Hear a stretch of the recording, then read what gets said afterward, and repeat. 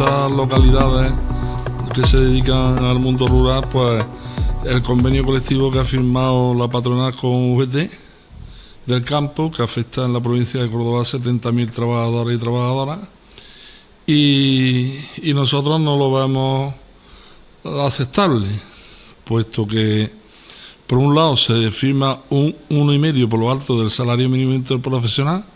Hay que decir que desde la firma del anterior convenio a la firma de este, todas las subidas salariales han dependido del incremento del salario mínimo interprofesional, y para este, o sea, el 1,5 para este año, el 2% para el año que viene y otro 2% para el 2026. Esto quiere decir que con respecto a lo que comisiones UGT han firmado con la patronal a nivel interconfederal, pues se queda muy por debajo, porque ha firmado un 4% para el año 23, un 3% para el año 24 y un 3% para el año 25. En el conjunto, si no es por la subida del salario mínimo interprofesional de un 5%, pues la subida real que sale de la negociación colectiva pues es muy por debajo. Por otro lado, el tema de la jornada laboral.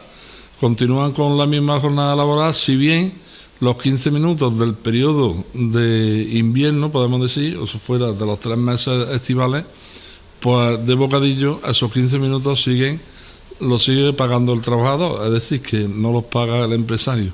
Los 15 minutos establece el Estatuto de los Trabajadores. Hay un hecho gravísimo que firma en el convenio, que es que el llamamiento a los fijos discontinuos, que antes se tenía que hacer al menos con 30 días de antelación, lo reducen a 72 horas. ¿Eso qué significa? Eso significa que el sector se va a precarizar, porque los fijos discontinuos, como es lógico, para completar el año trabajan en otras empresas. Al tener el llamamiento de las empresas agrícolas, si solo le dan 3 días, no tienen ni siquiera los 15 días para preavisar en la otra empresa la extinción del contrato de trabajo.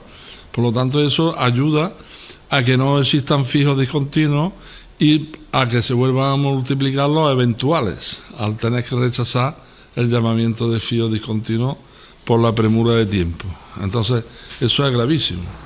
Otra cuestión que no nos explicamos y que va a motivar la impugnación del convenio por nuestra parte, con la que los servicios jurídicos tengan tiempo, es que los complementos por incapacidad temporal realmente es que confunden lo que es base de cotización con base reguladora.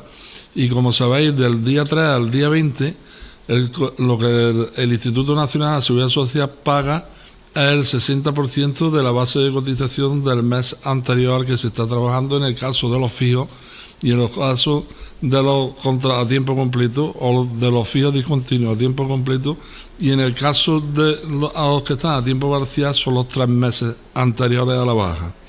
Pero se cobra el 60% y a ellos lo reducen al 50% la negociación de este convenio colectivo. Eso es imposible, porque están modificando la Ley General de Seguridad Social. Y la Ley General de Seguridad Social no es competencia ni siquiera de las comunidades autónomas, es competencia del Estado y por lo tanto, o sea, del Gobierno de la Nación, y por lo tanto en un convenio colectivo eso no se puede modificar. Entonces, además lía ahí una confusión que no se puede descifrar en cuanto a los complementos por incapacidad temporal, que en realidad los reduce. Otra cuestión que reduce es, por supuesto, de la antigüedad ni hablamos, del 2012, y otra cuestión que reduce es el desplazamiento de los vehículos, que estaba en 0,32 para los vehículos que iban con 5 trabajadores, lo reduce a 0,26, cuando los vehículos los organizan los patronos o los manijeros, y además los vehículos, en un vehículo no va uno solo, es decir, que ha hallado la media. Y podemos decir que le aumenta cuando va una persona sola de 0,22 a 0,26 el kilómetro, pero cuando van 5 se lo rebaja de 0,32 a 0,26. La mayoría de los coches van con 0,26, o sea, con 5 personas. Representa también un retroceso.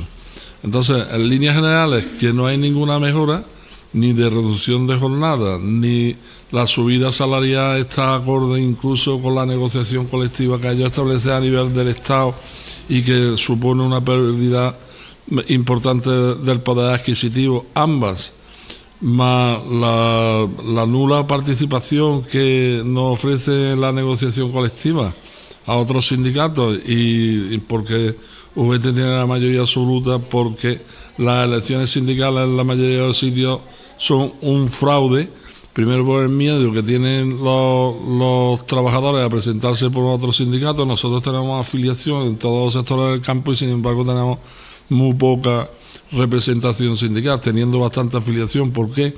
Porque se nos ha dado el caso en alguna almazara que hemos hecho una candidatura donde iba un comité de empresa de 5, a lo mejor hemos presentado 20 y a la mañana siguiente se nos ha caído toda la candidatura porque el empresario ha dicho: aquí o se presentan por VT o el que no se presente va a la calle.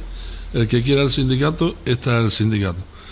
Y bueno, y lo siento señalar personalmente, pero es que es así. O sea, al frente de la negociación colectiva de los convenios provinciales está el señor Lopera, dirigente de UGT, y donde va, pues, los pluses de penoso, tóxico, peligroso vuelan o no se aplica, hay congelación salarial en algunos aspectos, el tema de la antigüedad, por supuesto, ni hablar, cuando la antigüedad es un pago de derivado aplazado, o sea, es un pago que se echa para adelante para no pagarse en el momento cuando es necesario. Sin embargo, lo que hace, en vez de derivarlo hacia atrás, lo que hace es eliminarlo, con lo que está eliminando parte del poder adquisitivo que hay importante de los trabajadores.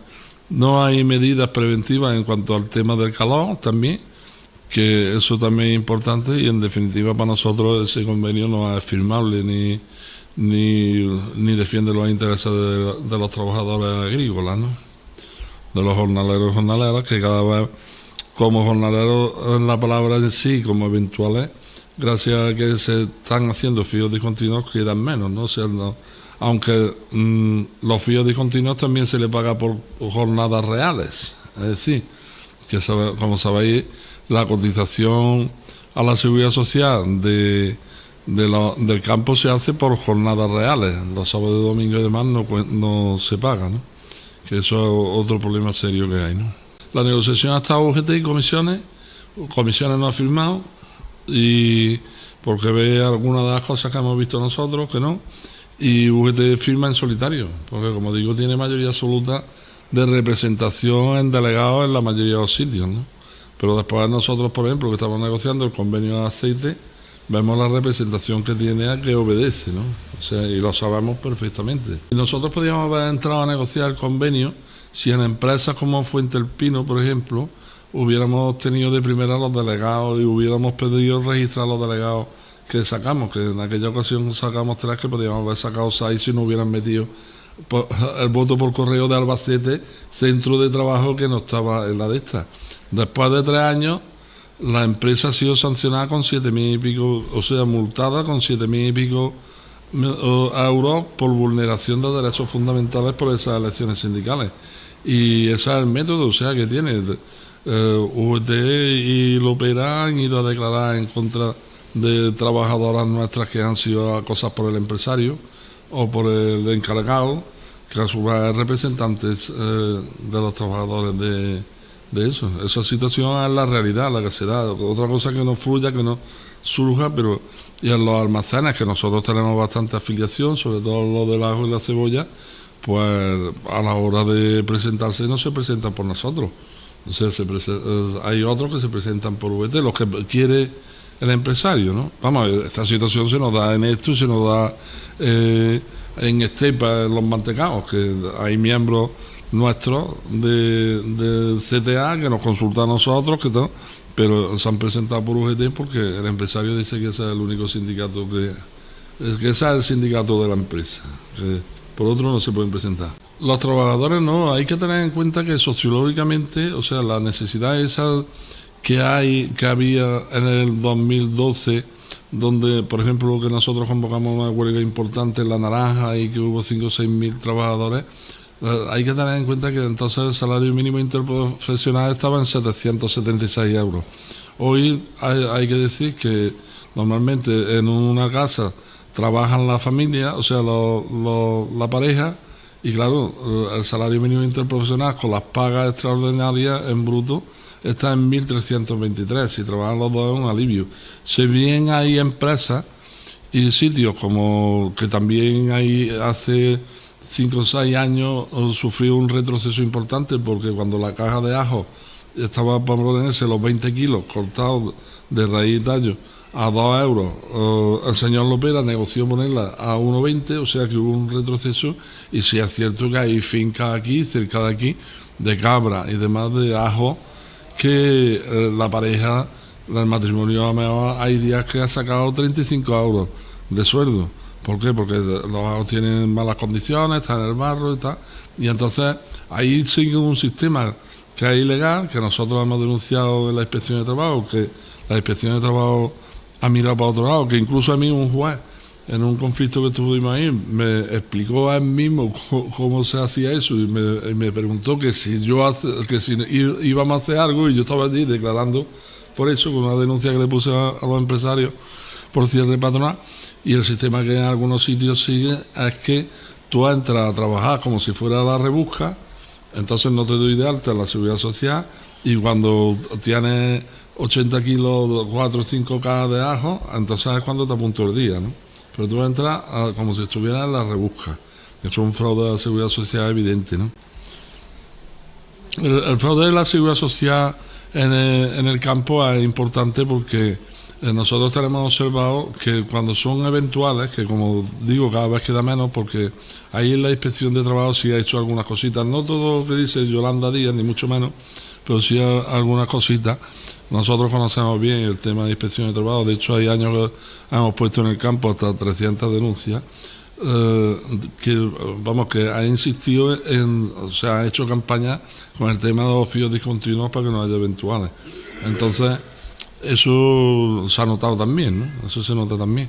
Ahora, la política de este convenio colectivo, yo no sé si se dan cuenta o no, pero si el preaviso pasa de 30 días a 3 días, a 72 horas, eso significa que va a haber un montón de gente que va a tener que rechazar, porque del otro trabajo no te va a venir si no preavisas.